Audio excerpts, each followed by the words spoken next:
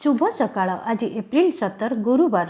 आसंतु नजर पकेबा किछि गुरुत्वपूर्ण खबर उपरे। न्यूज गुड़िक भल लगिले लाइक एवं चैनल को सब्सक्राइब करदेवे। नंबर 1 रोड संयोगीकरण रे 1 नंबर हेबो ओडिशा। सूचना योग्य जे केंद्र सड़क परिवहन एवं राजपथ मंत्री नितिन गडकरी एप्रिल 17 दिनिकिया ओडिशा गस्तरे आसुचंती। 17 रेभेन्सा विश्वविद्यालय इतिहास विभाग पूर्वतन मुख्यमंत्री डॉक्टर हरेकृष्ण महताब जन्म जयंती पालन करेंगे। यही उत्सव में मुख्यमंत्री मोहन चरण माझी, केंद्र सड़क परिवहन एवं राजपथ मंत्री नितिन गडकरी एवं राज्य उच्च शिक्षा मंत्री सूर्यवंशी सूरज प्रमुख अतिथि भाव अंशग्रहण करने कार्यक्रम रही। रेभेन्सा कार्यक्रम सरिबा परे सेठारो श्री गडकरी भुवनेश्वर आसी भारतीय राजपथ प्राधिकरण NHAI कार्यालय जाई विभिन्न राजपथ प्रकल्पर समीक्षा करेंगे।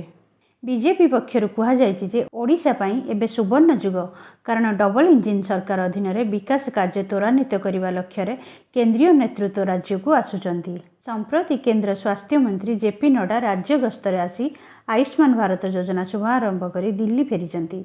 ओडिशार सामग्रिक विकास पई केंद्र सरकार गुरुत्व देउथिबारु केंद्र मंत्री घन घन ओडिशा गस्तरे आसुचंती। नंबर 2 आगामी मौसुमी ऋतु में भारत में स्वाभाविक ठारू अधिक वृष्टिपात हेबो बोली भारतीय पाणीपाग विभाग IMD मंगलवार कहिछि। फल कृषि भित्तिक अर्थनीति पई भल फसल अमल हेबार आशा संचार होइछि।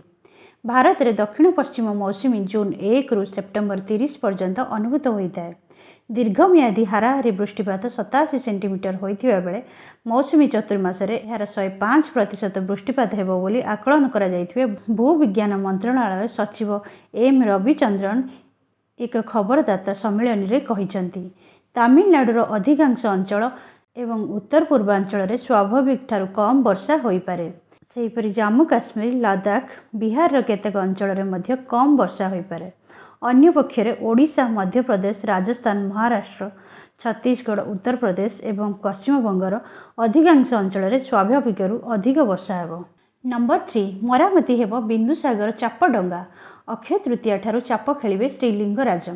मंगलवार पवित्र सरोवर बिंदुसागर महाप्रभु श्रीलिंगराजंग चंदन यात्रा उपलक्षे 2टी जाक चाप डंगा पानी बाहर करा जायछि। भोई सेवायत माने डंगा 2टी को बाहर करिसंती। मंदिर कर्मचारी हेमंत महापात्रंग प्रत्यक्ष तत्वावधान रे डंगा 2टी को बाहर करा जाय श्राद्ध घाट ठारे रखा जायछि। परे डंगा गुड़ी को उत्तरेश्वर घाट को नहीं सफा करा जिवो। सफा हेबा परे पुटी और रोल देई मरामती करा जिवो। रुकुणा रथ को भंगा जाई पटा गुड़ी चापरे व्यवहार करा जिवो। ठीक 15 दिन पर अक्षय तृतीया तिथि रे प्रभु लिंगराज, माँ पार्वती, वासुदेव एवं देवदेवी 22 दिन धरी बिंदुसागर रे दैनिक नौ विहार करिवे। एथिपई मंदिर प्रशासन पक्षरु प्रस्तुति निमंते समस्त विभागीय कर्तृपक्ष को चिठी लेखा जिवो। अल्प दिन मध्य BMC पक्षरु बिंदुसागर सफेई कार्य आरंभ हेबो। नंबर 4 ट्रम्प को चेक दवा को चीन नुआ तरीका। भारतीयों पई जारी कला 85,000 भिसा। अमेरिका और चीन मध्य टारिफ वार जारी रही। दुई देश परस्पर उपर शुल्क लदालदी हेउचंती। ए नहीं अमेरिका सह चीन तिक्तता देखा मिली। ट्रम्प सह संपर्क बिगिड़ा पर चीन भारत सह घनिष्ठता बढ़ाइबा पई चेष्टा करुछि। चीन 85,000 भारतीय नागरिकों पर भिसा जारी करिछि। ट्रम्प को चेक देवाकू चीन यही तरीका अपनाइथिबा चर्चा होउछि।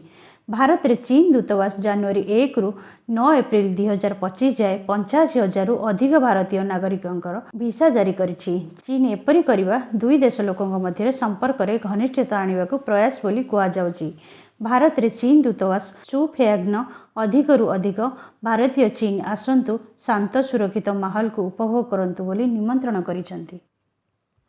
नंबर 5 बहुराष्ट्रीय कंपनी सह उच्च शिक्षा विभाग चुक्ति। पढ़ा सरिबा मात्रे नियुक्ति पाइबे शिक्षार्थी। विश्वविद्यालय उत्तीर्ण होउथुवा पिलांकु नियुक्ति देवा पई राज्य सरकार पदक्षेप नेइचंती।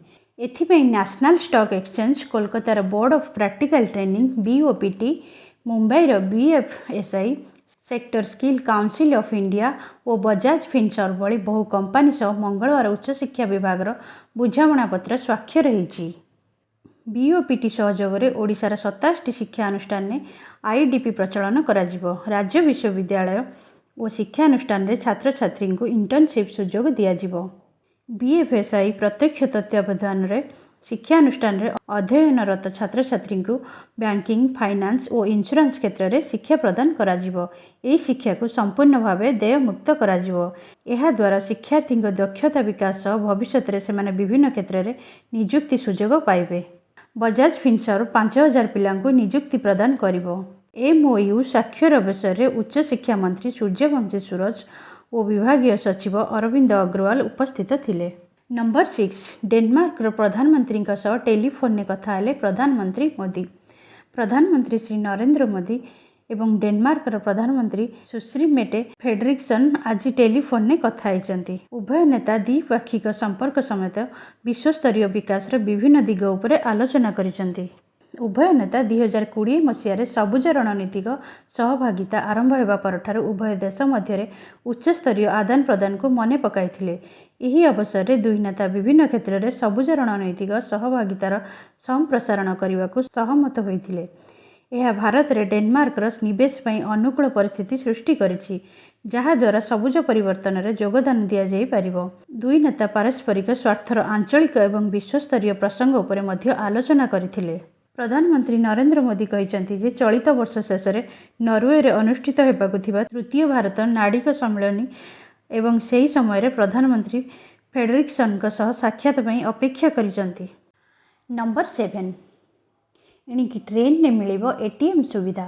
ଦେଶରେ ପ୍ରଥମ ଥର ପାଇଁ ଚଳନ୍ତା ଟ୍ରେନ୍ରେ ଏକ ATM ସ୍ଥାପନ କରାଯାଇଛି। ଏହାର ପରୀକ୍ଷଣ ସଫଳ ହୋଇଛି। ଏହି ATM ନାସିକର ମନମାଡ଼ ଏବଂ ମୁମ୍ବାଇ ମଧ୍ୟରେ ଚାଲୁଥିବା ପଞ୍ଚବଟୀ ଏକ୍ସପ୍ରେସରେ ଏକ AC କୋଚ୍ରେ ସ୍ଥାପିତ ହୋଇଛି। ଏହି ଟ୍ରେନ୍କୁ ଫାଷ୍ଟ କ୍ଲାସ୍ ଏକ୍ସପ୍ରେସ୍ କୁହାଯାଉଛି। ରେଳବାଇର ଅଧିକାରୀମାନେ ATM ସ୍ଥାପନକୁ ନେଇ କହିଛନ୍ତି, ଇଗତପୁରୀ ଏବଂ କସାରାରେ କିଛି ସମୟ ପାଇଁ ସିଗ୍ନାଲଟି ଅଦୃଶ୍ୟ ହୋଇଯାଇଥିଲା। ଏଠାରେ ନେଟୱାର୍କ ସମସ୍ୟା ଅଛି ଏବଂ କିଛି ସୁଡ଼ଙ୍ଗ ମଧ୍ୟ ଅଛି, ଯେଉଁ କାରଣରୁ ଏଭଳି ଅସୁବିଧା ପରିଲକ୍ଷିତ ହୋଇଥିଲା। ଡିଭିଜନାଲ ରେଲୱେ ମ୍ୟାନେଜର ଇତି ପାଣ୍ଡେ କହିଛନ୍ତି, ଟ୍ରେନ୍ରେ ATM ସ୍ଥାପନର ପରୀକ୍ଷଣର ଫଳାଫଳ ଭଲ ଥିଲା। ଏବେ ଲୋକମାନେ ଚଳନ୍ତା ଟ୍ରେନ୍ରେ ମଧ୍ୟ ଟଙ୍କା ଉଠାଇ ପାରିବେ। ମେସିନ୍ର କାର୍ଯ୍ୟଦକ୍ଷତା ଉପରେ ନିରନ୍ତର ତଦାରଖ କରାଯିବ। ନମ୍ବର 8 ଦୁର୍ଘଟଣା ରୋକିବାକୁ କେନ୍ଦ୍ର ସରକାରଙ୍କର ମାଷ୍ଟର ପ୍ଲାନ୍। 2 ଚକିଆ ଯାନ କିଣିଲେ 2ଟି ହେଲମେଟ୍ ମାଗଣା ମିଳିବ।